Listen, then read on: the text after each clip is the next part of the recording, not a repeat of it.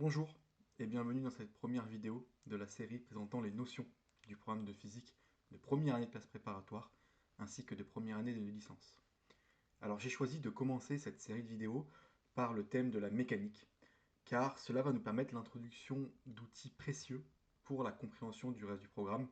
Je peux par exemple citer la notion de référentiel, les théorèmes énergétiques, les différents systèmes de coordonnées, la notion d'énergie potentielle ou bien encore le modèle de l'oscillateur harmonique. C'est pourquoi il me semble fondamental de commencer cette partie mécanique par la base des bases, la cinématique. La première question que l'on peut poser est qu'est-ce que la cinématique? Alors, la cinématique est la science qui s'intéresse à la description de la position des corps dans l'espace. La définition de Wikipédia, elle va nous dire que la cinématique est l'étude des mouvements indépendants des causes qui les produisent, ou plus exactement l'étude de tout mouvement possible. Alors j'ai adapté cette définition pour la rendre un petit peu plus simple, et donc je vais vous proposer cette nouvelle définition.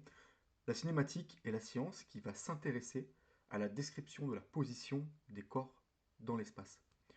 Donc on peut voir sur la droite qu'on est doté d'un repère avec une horloge au niveau du temps, et on vient suivre un point qui aura une trajectoire dite hélicoïdale.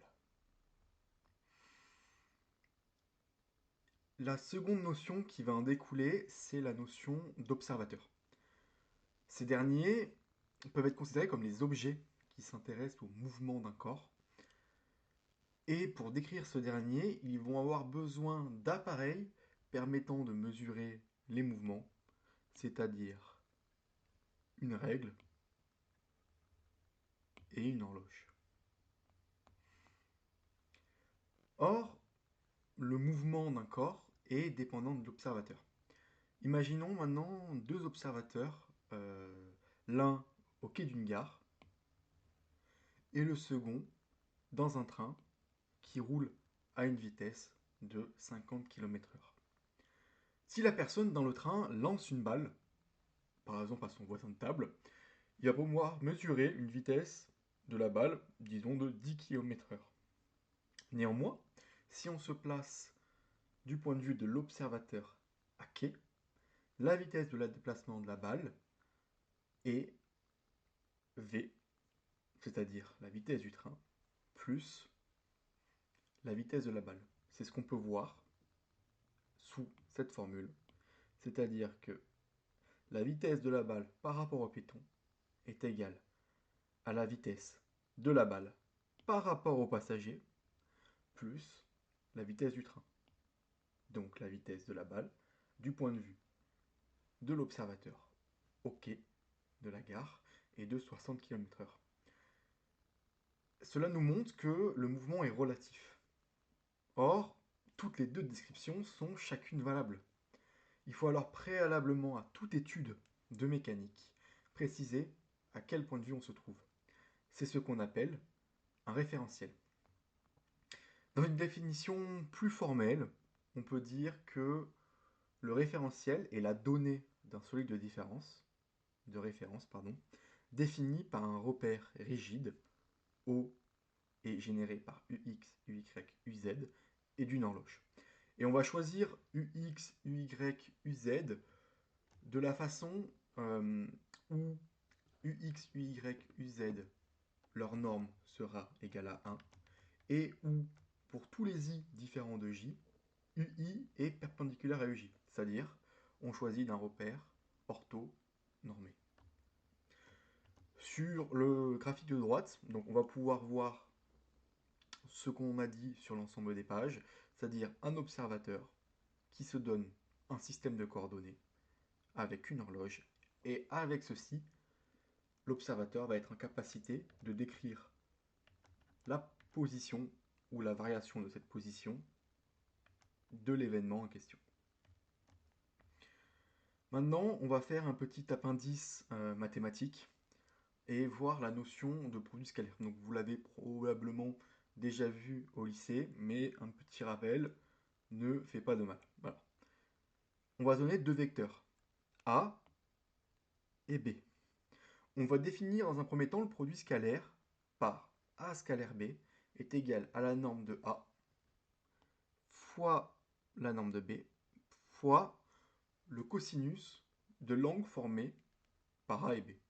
Donc, je peux prendre un vecteur A, un vecteur B.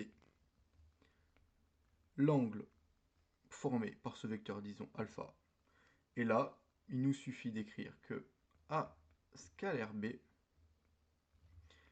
est égal à A, la norme de A, pardon, fois la norme de B, cos de alpha. Donc là, c'est une manière, disons, géométrique pour calculer un produit scalaire. Le produit scalaire, il va avoir plusieurs propriétés particulièrement utiles. On peut par exemple donner la propriété de symétrie, c'est-à-dire que pour tout vecteur A et B, alors A scalaire B est égal à B scalaire A. Il est aussi bilinéaire, c'est-à-dire on se donne lambda et mu de complexes ou de réels. Alors, lambda A plus mu B, le tout scalaire C, c'est égal à lambda A scalaire C plus mu B scalaire C. Et on va aussi dire que c'est défini positif, c'est-à-dire que le scalaire, si on se donne un vecteur A, alors le produit vectoriel de A avec lui-même est nécessairement supérieur à 0. Donc ça, c'est des propriétés en fait, qui sont des définitions du produit scalaire. Donc maintenant, on va essayer de projeter un vecteur dans une base. Alors, on va se donner une base x, y, d'origine O. On se donne aussi un vecteur A, disons, et un second vecteur B. On considère que A va former avec X, avec l'axe porté par UX, et ici l'axe porté par UY. On va considérer que A forme un angle θ, et que entre A et B se trouve un angle pi sur 2. Donc voilà, maintenant on va projeter les vecteurs sur l'axe X et sur l'axe Y. Donc, AX sera donc égal à au produit scalaire de A fois le produit scalaire de UX fois cos de θ. Donc on a vu la formule. Pour AY, on aura donc, et donc ça en fait, c'est comme on a vu la propriété, euh, comme le produit scalaire, comme le produit, pardon, la norme de UX égale à 1, on retrouve donc que AX, c'est la norme de A cos θ. Pour AY, je vous laisse un peu réfléchir, mais on aura quelque chose comme vecteur de A sin θ. Maintenant, on va essayer de faire pareil, mais pour le vecteur B, pardon. Donc on va projeter sur X. Donc, on a Bx est égal à la norme du vecteur B fois la norme de UX fois cos de θ plus pi sur 2. Comme l'angle, en fait, c'est θ plus pi sur 2. Et là, la formule peut-être que vous vous en rappelez, cos de θ plus pi sur 2, c'est égal à moins sin θ. Et donc on va avoir Bx est égal à la norme de B fois moins sin θ. Hop, je vais surligner tout ça. Et on va pouvoir faire pareil pour le vecteur BY. Donc la norme de B fois le sinus de θ plus pi sur 2, qui est égal à cos de θ. Et donc là, on a pu projeter les vecteurs A et les vecteurs B. Sachez bien faire cette projection de vecteurs qui est typique notamment pour les repères cylindriques.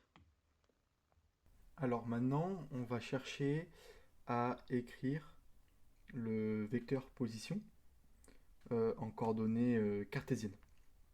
Donc pour cela, cette première écriture est plus ou moins triviale en fait, parce que on place notre point M, et le vecteur position en fait c'est que quand on écrit les coordonnées du vecteur, donc M, X, Y et Z, et bien en fait ça revient à attribuer à chaque coordonnée l'axe. Donc par exemple, on a si on se place un O ici, on a pour OM X, UX plus Y, UY plus Z, UZ. Donc ça revient en fait à projeter le vecteur OM sur les différents axes et donc à effectuer un produit scalaire avec OMUX, OMUY, OMUZ. Maintenant, quelque chose qui est moins trivial en fait, c'est la notion de déplacement élémentaire. Donc on a notre point M et de coordonnées X, Y et Z, et on va imaginer qu'il va se déplacer un petit peu dans l'espace. On va donc écrire M' X plus dx, il va se déplacer de dx sur X, Y plus dy, Z plus dz. Et notre vecteur déplacement élémentaire, en fait, c'est le vecteur m'M, qui est donc égal à OM' moins OM. Et donc, en écrivant le vecteur position pour ces deux vecteurs, on a X plus dx sur X plus Y plus dy sur UY plus Z plus dz sur UZ moins le vecteur OM, donc X, UX moins Y, UY moins Z, UZ. Ce qui nous donne, en faisant la soustraction, le vecteur déplacement élémentaire qui est égal à dx, UX plus dy, UY plus dz, UZ. La méthode et la forme de ce déplacement élémentaire est bien sûr à retenir, puisqu'elle va être utilisée dans de nombreux domaines. Ok, maintenant on a pu voir les coordonnées cartésiennes, on va complexifier un peu cela en étudiant les coordonnées cylindriques. Donc avant d'écrire le vecteur position dans les coordonnées cylindriques, c'est bien de décrire ce que sont les coordonnées cylindriques. Alors elles vont être principalement utiles pour décrire globalement des problèmes où un point va tourner autour d'un axe. La chose qui nous vient immédiatement à l'esprit, ça va être par exemple le mouvement de la Lune autour de la Terre, qu'on peut décrire dans un référentiel géocentrique à l'aide d'une base cylindrique.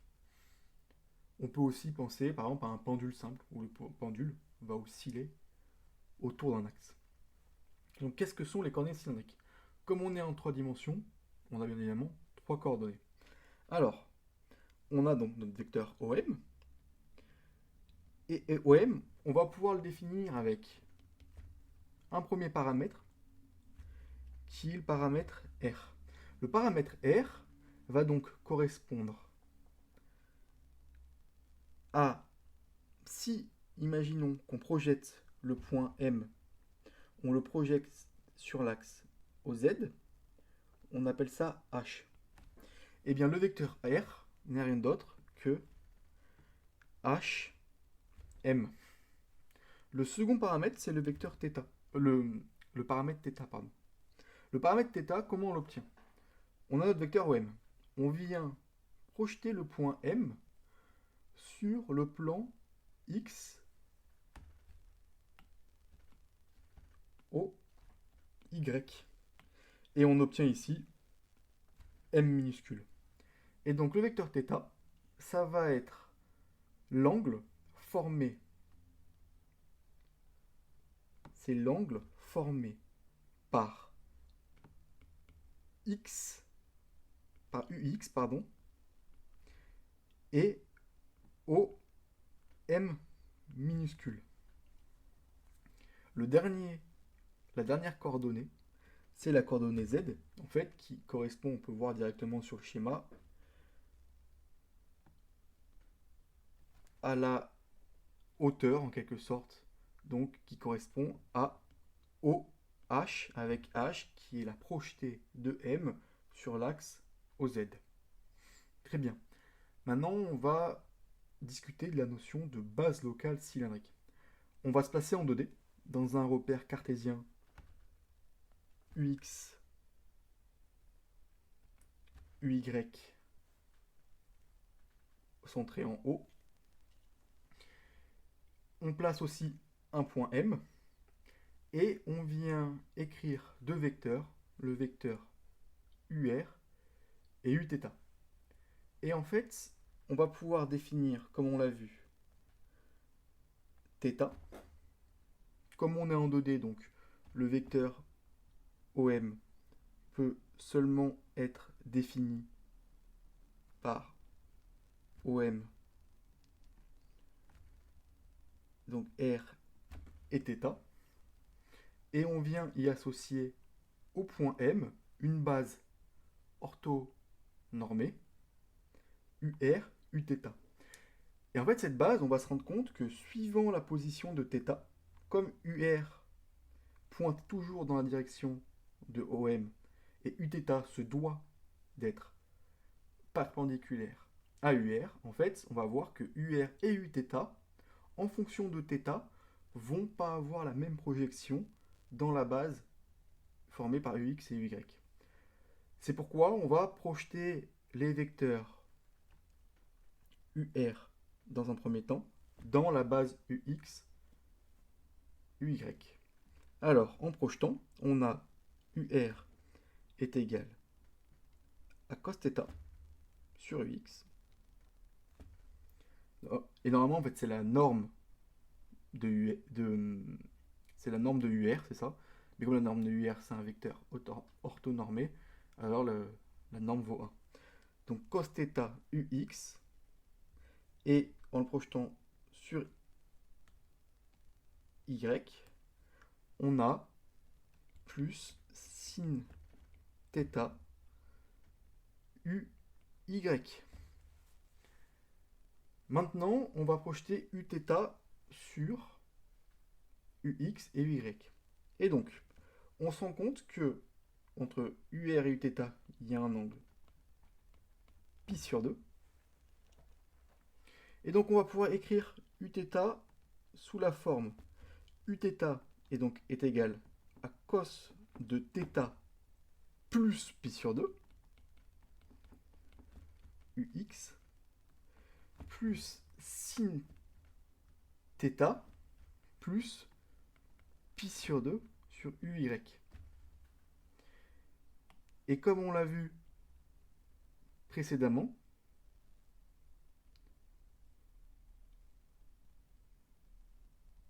on a pu montrer avec la projection des vecteurs que cos de pi sur 2 n'est rien d'autre que moins sin de θ, UX, et sin de θ plus pi sur 2, c'est plus cos θ, UY. Et donc là, on vient de projeter nos vecteurs Uθ et UR dans la base UX UY.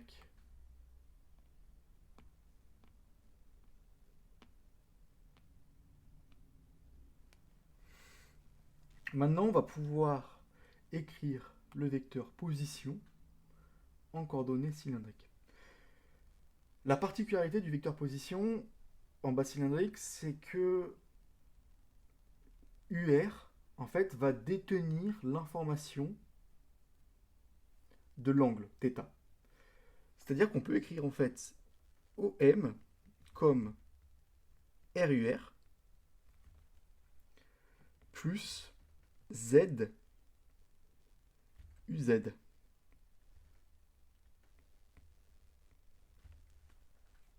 Et l'information, en fait, on n'a pas besoin d'écrire quelque chose sur θ, puisque l'information de R, la direction de R donnée par UR, contient déjà l'information de l'angle. De manière similaire, on va pouvoir écrire le déplacement élémentaire. Donc c'est en gros, le déplacement élémentaire, c'est m'M, le vecteur m'M. Et là, on se rend compte. Donc, on fait bouger par rapport à l'axe UR, on fait bouger un peu de DR. Donc on aura DR UR. Par rapport à l'axe Z, on fait aussi bouger de DZ. Donc plus DZ UZ. Et là, l'erreur à ne pas commettre, c'est croire, comme le vecteur position, il n'y a pas de mention explicite à θ et à uθ, c'est de croire qu'on peut écrire le déplacement élémentaire sans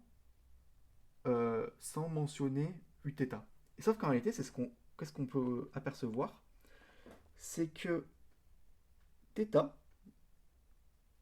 qui va être défini par exemple au point M ici, et qui sera là, donc uθ' et uθ, en fait, va lui-même bouger.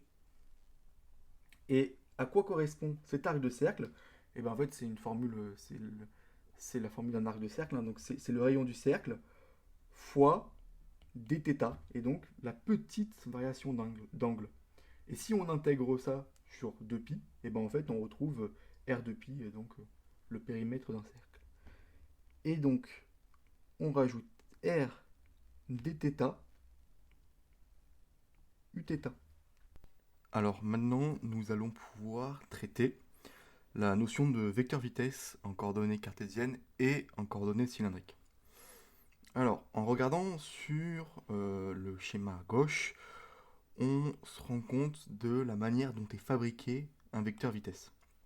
Alors, usuellement, pour calculer un vecteur vitesse entre deux points, ce qu'on fait, c'est qu'on va écrire que V, par exemple, imaginons une voiture qui se déplace sur une autoroute, pour connaître sa vitesse moyenne le long du trajet, donc on va on va écrire que V est égal à M2 moins M1, avec M2 la position finale et M1 la position initiale, divisé par T2 moins T1, T2 le temps final et T1 le temps auquel la voiture est partie. Et en fait, tout ça, ça va nous donner la vitesse moyenne du trajet de la voiture. Si maintenant on regarde avec le schéma et on essaye de faire quelque chose de beaucoup plus fin, c'est-à-dire de façon indéfinissimale, eh bien, ça revient à dire que le M2 donc, est équivalent à R plus dr moins R, et le T2 c'est T plus dt, c'est-à-dire que la particule a parcouru un petit dr en dt, moins t. Et en fait, ça, quand on fait tendre dt vers 0, on obtient bien la dérivée de r par rapport à t. C'est ce qu'on retrouve ici. Et ça va être la définition de la vitesse instantanée d'une particule. Donc dans notre cas, on avait montré que ce dr, en fait, c'était m2, m1, donc dr, et dans le cas cartésien, ça valait dx ux plus dy uy plus dz uz. Et donc, si on vient diviser par dt, on a donc dr dt qui va être égal à dx dt. On pourrait l'appliquer, le dt à ux, mais en fait, dans un repère cartésien, ux va rester constant. Donc, on a bien ux plus dy dt. Et là, pareil, on ne peut pas dériver par rapport uy dt, enfin, la dérivée de uy par rapport à dt, autant ça donnerait quelque chose de nul. Donc, on a seulement dy dt uy plus dz dt uz. Et donc là, on voit immédiatement la dérivée pour chaque coordonnée. Et donc on peut écrire ça de façon plus simple avec x point, donc qui est équivalent à la dérivée ux plus y uy plus z point uz. Et voilà, donc le point en fait, c'est considéré comme la dérivée. C'est considéré comme une façon de noter la dérivée pour faire des notations un peu moins lourdes. Maintenant, on va être un peu plus technique concernant le vecteur vitesse en coordonnées cylindriques. Donc si on se rappelle, le vecteur vitesse, le vecteur position en coordonnées cylindriques, donc le vecteur position d'une petite variation de mouvement, donc m', on l'avait noté dr ur plus r dθ, et c'était ça qui est important, u θ plus dz uz. C'est quand on écrit le point m en coordonnées cylindriques, on n'a pas cette notion de position en uθ, puisque ur contient déjà en fait l'angle dans sa façon dont il est noté. Par contre, quand on vient dériver, en fait, quand on vient faire un petit mouvement, on se rend compte que le vecteur uθ va venir en fait se décaler un peu, et donc d'un déplacement r dθ, comme on avait pu le voir précédemment. Et donc en appliquant la même règle, donc que la vitesse c'était en gros m' dt, eh bien on a donc 1 sur dt, dr par rapport à ir, plus r dθ uθ, plus dz uz. Et donc là, on vient distribuer en fait le dt. Donc on a dr dt par rapport à ur. Là, on va mettre le r dθ dt. Donc on voit que le dt s'applique au dθ plus dz dt uz.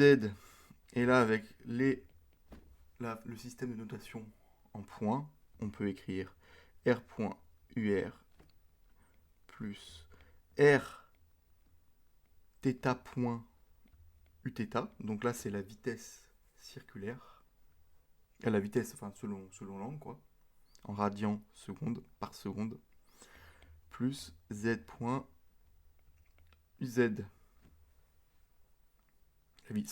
La vitesse angulaire, excusez-moi.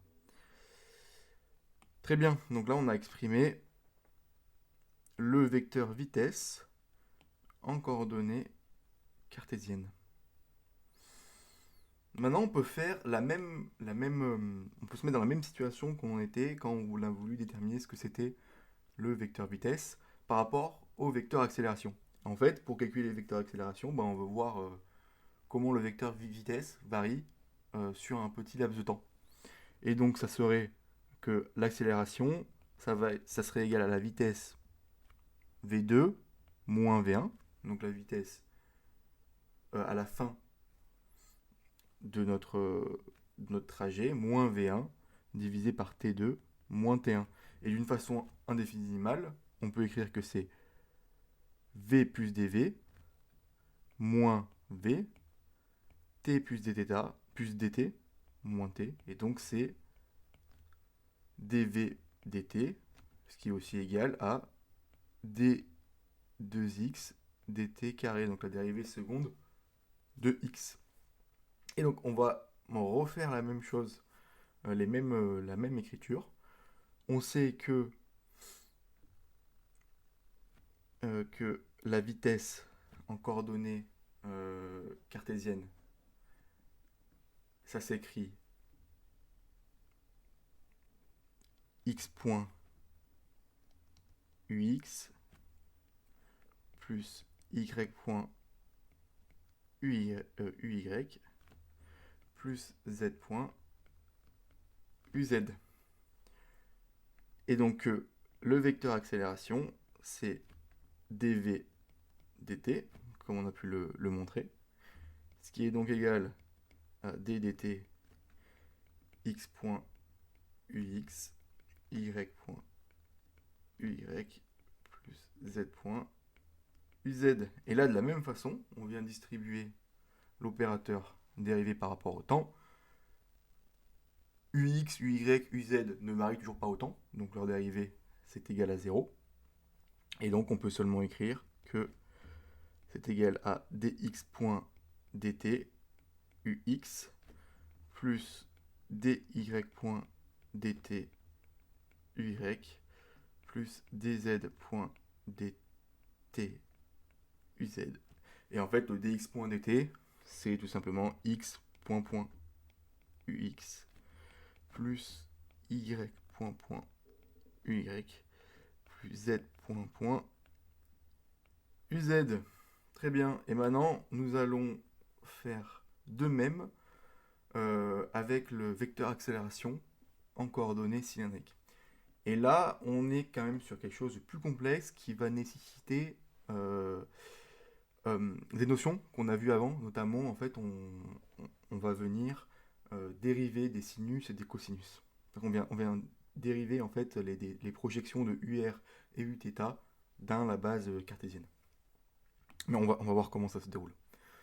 Donc on sait que le vecteur, comme on l'a calculé précédemment, le vecteur vitesse en coordonnées cylindriques, c'est r.ur plus r θ.uθ plus z uz plus z.uz, pardon.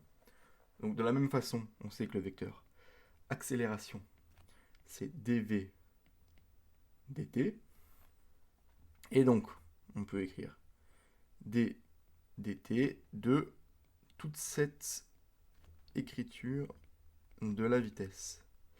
Et là, contrairement au cas cartésien, en fait, le vecteur UR et le vecteur Uθ, lorsqu'on les dérive par rapport à t, eh bien, varient dans le temps. Et en fait, on le voit très bien avec le schéma de gauche. Quand on vient, en fait, donc là, on se place sur un point M1 et un point M2. Eh bien, on se rend compte que projeté dans la base cartésienne UX, UY, le vecteur UR, Uθ, en fait, varie en fonction du temps. C'est pas la même projection à chaque fois. Et donc, leur projection dans UX, UY varie en fonction du temps. Et donc, on ne peut pas dire que dUR dt est égal à 0. Il va y avoir une petite astuce pour écrire correctement ce vecteur accélération. Donc, on va redériver ce qu'on sait dériver. Donc là, dt, dr.dt, c'est bien évidemment r.ur. Pour l'instant, on va écrire r.dur dt plus r.θ.uθ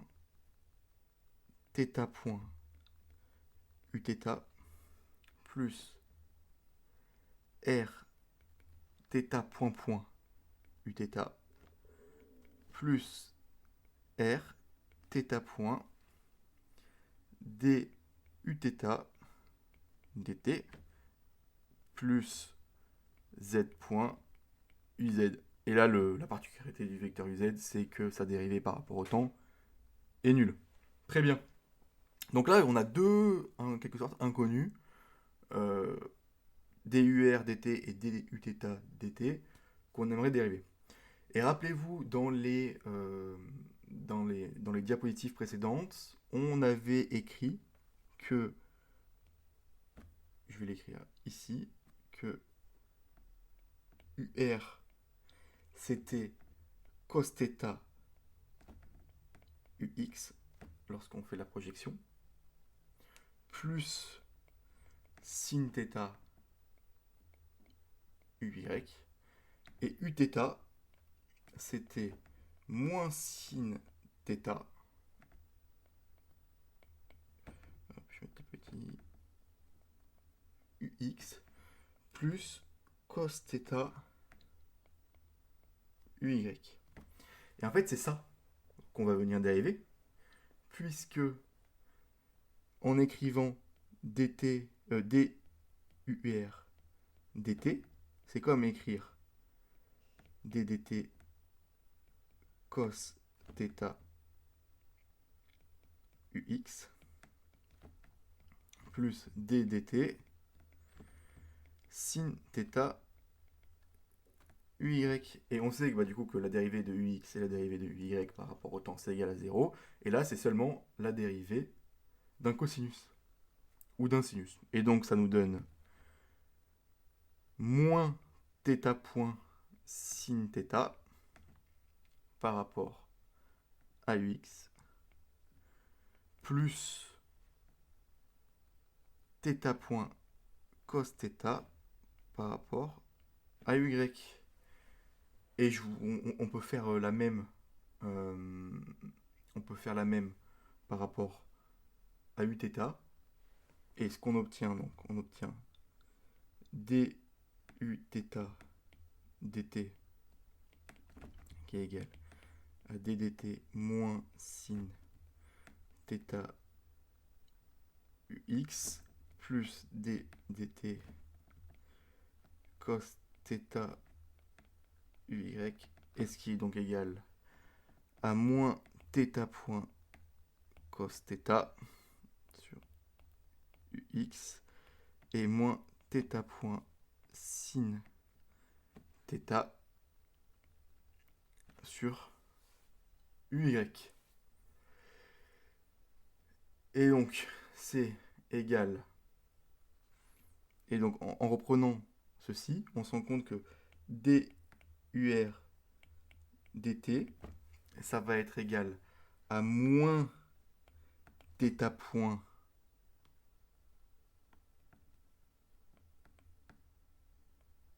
UR, Uθ, pardon, excusez-moi, hop, et duθ dt, c'est égal, alors là, c'est pas un moins, excusez-moi, hop, c'est θ point, je vais l'écrire mieux, donc on va refaire. DUR dt, en fait, quand on regarde la façon dont c'est écrit là, on se rend compte que en factorisant par θ point, qu'on peut écrire que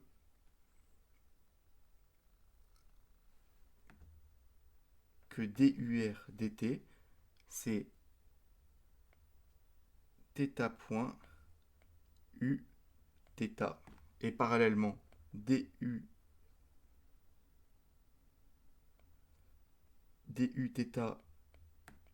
sur dt, c'est égal à moins θ point UR. Et là, pareil, en factorisant par moins θ point, on se rend compte qu'on retrouve moins θ point UR. Et là, on a enfin établi les dérivés de UR et de Uθ par rapport au temps. Et donc, on peut mettre tout ça dans l'expression ici.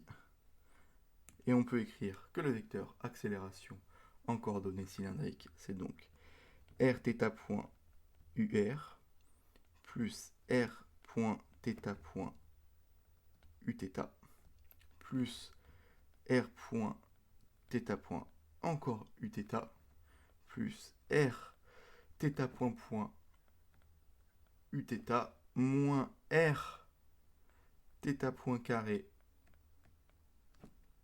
UR plus Z θ point UZ. Et en factorisant UR par UR et Uθ, on a R point point moins R θ point carré UR plus 2 θ point R point plus R θ de point Uθ plus Z UZ. Et voici l'expression du vecteur accélération en coordonnées cartésiennes. Donc voici la fin de ce rappel de cours. Alors, il va manquer plusieurs choses, notamment c'est l'expression du vecteur vitesse et du vecteur accélération en coordonnées sphériques. J'ai fait le choix de ne pas trop le mentionner parce que c'est un peu fastidieux à écrire. Mais si vous voulez que je vous fasse une petite vidéo complément où j'établis justement le vecteur vitesse et le vecteur accélération en coordonnées sphériques, faites-le moi savoir. Je vous en ferai une. Donc en termes de bilan, qu'est-ce qu'on a vu, actuellement? On a pu voir que la notion en fait d'observateur, la notion d'observateur qui était en fait liée à la notion de référentiel, qui est l'endroit où en fait on se place pour observer un événement. On a pu voir les trois systèmes de coordonnées usuelles, c'est-à-dire cartésien, cylindrique, sphérique. Et on a pu établir le vecteur position dans ces trois coordonnées-là, le vecteur vitesse dans les coordonnées cartésiennes et cylindriques, et le vecteur accélération aussi dans ces deux coordonnées-là. Donc je vais juste vous rappeler le vecteur accélération, vitesse en coordonnées cartésienne, donc c'est x point ux plus y point uy plus z point uz. Son vecteur accélération, c'est x point point ux plus y point point uy plus z point point uz. Et de la même façon, en coordonnées cylindriques, on peut écrire que r point, c'est enfin que le vecteur vitesse, c'est r point ur. Enfin, je vais mettre, hop, je me dis que c'est un vecteur, plus z point uz plus r θ point u θ. Et le vecteur accélération qu'on a déterminé juste avant, r point point moins r θ point carré ur plus 2θ point r point plus r θ 2 point uθ plus z 2 point uz. À partir de là, j'ai prévu dans des vidéos séparées la réalisation et le commentaire de deux exercices. Le premier exercice qui portera sur la notion de mouvement circulaire, donc en coordonnées cylindriques, et le second exercice, le mouvement circulaire en coordonnées cylindriques. Encore de la coordonnée cylindrique qui est en général ce qui revient le plus dans les exercices que vous allez faire en prépa ou dans les sujets de concours.